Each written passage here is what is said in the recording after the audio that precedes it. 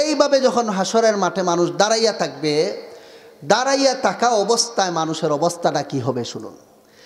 হাদিস শরীফের মধ্যে আছে, আন আবি উমামাতাল বাহিলি রাদিয়াল্লাহু তাআলা আনহু ক্বালা ক্বালা রাসূলুল্লাহ সাল্লাল্লাহু আলাইহি ওয়াসাল্লাম তাদনুশ শামসু ওয়া ইউজাদু ফি হাররিহা কাযা ওয়া কাযা ইয়ারাকুনা ফিহা আলা কদরি খাতায়াহুম ফামিনহুম মান ইয়াবলুগু ইলা কাবাইহি ওয়া মিনহুম মান ইয়াবলুগু ইলা সাকাইহি ওয়া মিনহুম মান ইউলজিমুহুল আরাক ওয়া ফি রিওয়ায়াতিন ওয়া মিনহুম মান ইউগাত্তিহি আরাকুহু ওয়া আশারা বিয়াদিহি ওয়া আমাররা ইয়াদাহু ফাওকা রাসিহি ইয়ামিনান ওয়া শিমালা।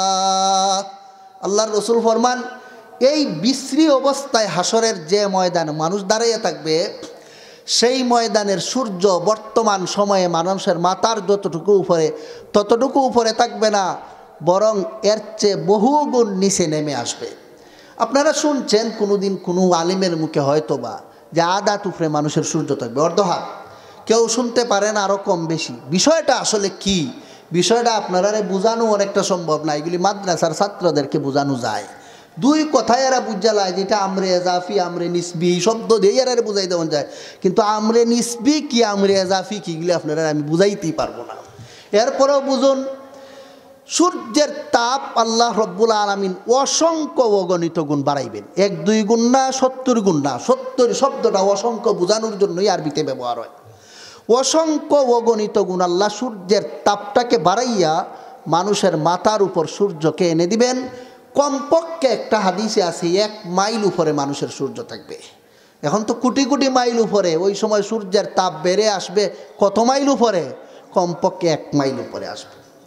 1 মাইল উপরে যখন আল্লাহ সূর্যটাকে ধইরা দিবেন, রাসূল ফরমান, তাগলি মিনহাল হাওয়ামু কামা তাগলিল কুদুরু, চুলার নিচে আগুন দিয়া পানি ভর্তি ডেক বসাইয়া যদি কেউ রাখে চুলার মধ্যে, বহুক্ষণ পর্যন্ত জাল দিলে পানিটা জাগাত থাকে না বল খায়।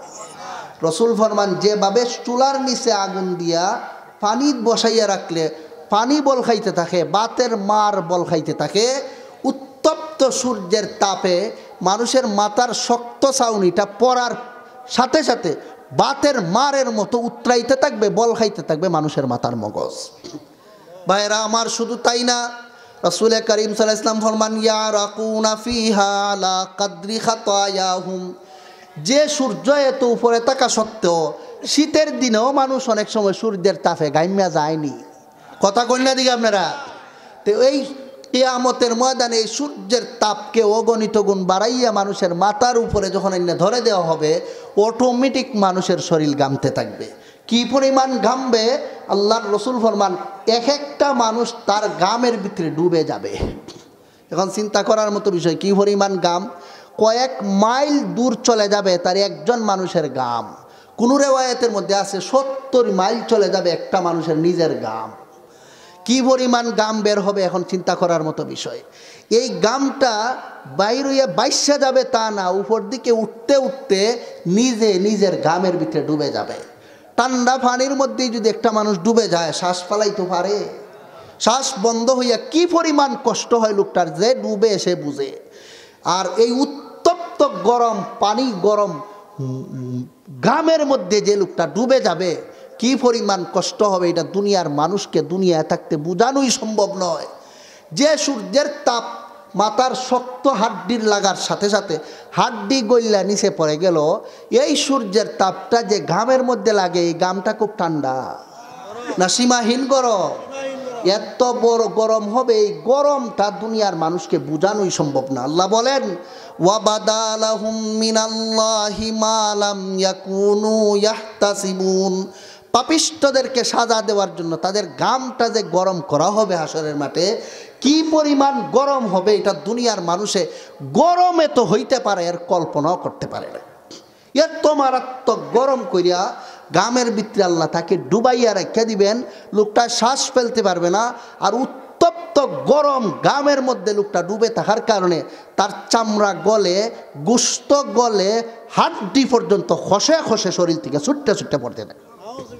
আর লোকটায় বলতে থাকবে ইয়া রব্বি আরিহনি ওয়ালাউ ইলান নার, হে আল্লাহ তুমি আমাকে জাহান্নামের জ্বলন্ত আগুনে ফেলে দাও, তবুও আমাকে হাসরের মাঠের এই গাড়া থেকে বাঁচাও। ভাইয়েরা আমার, আমরা যারা বসে রয়েছি যে হাসরের মাঠে আমার ছেলে আমারে বাঁচাইব, আমার অমুকে আমারে বাঁচাইব, কেউ কি কেউরে এখন বাঁচাইতে পারতেছে না? সবাই বিপদ, সবাই বিপদে। এই জন্য আল্লাহ বলেন ইয়া আইয়ুহান নাসু তাকু রাব্বাকুম ওয়াখশাউ ইয়াওমান লা ইয়াজজি ওয়ালিদুন আন ওয়ালাদি ওয়ালা মাউলুদুন হুয়া জাযিন আন ওয়ালিদিহি শাইআ ইন্না ওয়াদাল্লাহি হাক্কুন ফালা তাগুররান্নাকুমুল হায়াতুদ দুনিয়া ফালা তাগুররান্নাকুমুল হায়াতুদ দুনিয়া ওয়ালা ইয়াগুররান্নাকুম বিল্লাহিল গারুর।